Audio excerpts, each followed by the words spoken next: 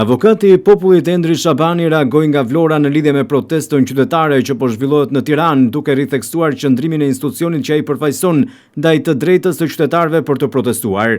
Shabani deklaroi se pozicionin e tij e ka bërë të qartë që në ditën e parë të protestës në Zvërnec, duke nënvizuar se protesta është një drejtë kushtetuese e garantuar për çdo qytetar. Sipas tij, avokati i popullit mbështet protestat paqësore dhe monitoron respektimin e të drejtave të qytetarëve gjatë zhvillimit të tyre.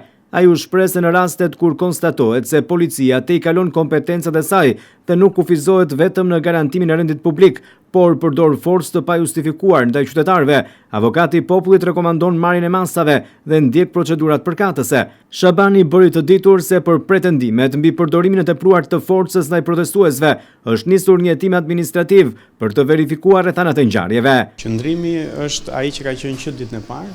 Kur protesta kanë nisur në Zvërnec, ne kemi pasur këtu përfaqësuesin tonë rajonal. Ne punojmë dhe garantojmë të drejtën kushtetuese për protestuar, paqësisht, dhe aty ku abuzohet, aty ku policia nuk arrin të ruajë rendin, por e tekalon këtë, ja delegon këtë kompetencë sektorit privat, siç ka qenë në rastin e Zvërnecit, ne kemi rekomanduar marrje masash.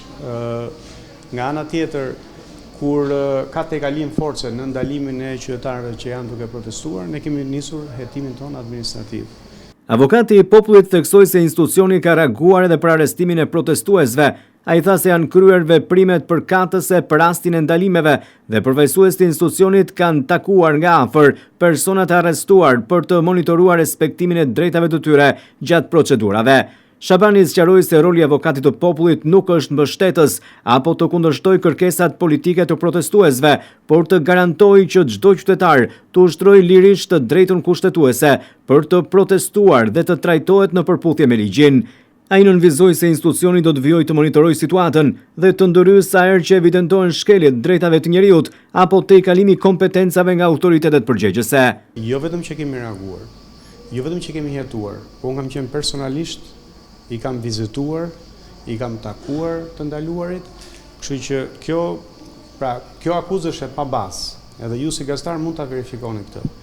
Në lidhje me pretendimet që ne të dalim protest dhe të mbështesim kërkesat politike, e theksoj në 25 vite, nëse ju më gjeni një avokat populli që ka dalë në shesh për të protestuar kundër institucioneve publike, atëherë unë do ngrej duart lart.